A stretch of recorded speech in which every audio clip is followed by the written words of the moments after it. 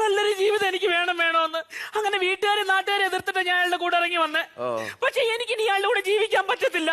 ഞാൻ നിങ്ങൾ മുമ്പാകെ പറയുക.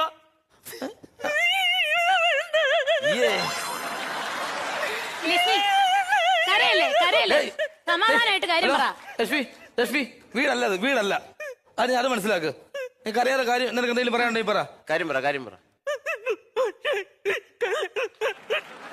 എടി കൊഞ്ഞണം കുത്താതെ കാര്യം പറയും അങ്ങോട്ട്.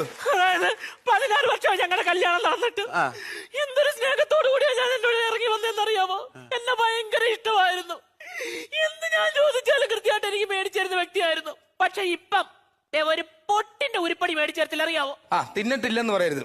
ഇന്നലെ മേടിച്ചത് പുട്ടിന്റെ അരിപ്പൊടി അല്ല, ഒരു പൊട്ടിന്റെ ഉരുപ്പടി മേടിച്ചെന്നിട്ടില്ലെന്ന്. മനസ്സിലായോ? ഇവള് കരഞ്ഞല്ലോ. ഇവള് കരഞ്ഞു. ഞാൻ അടിക്കുന്നു എല്ലാരും പറഞ്ഞു. എന്തുകൊണ്ട് അടിക്കുന്നു?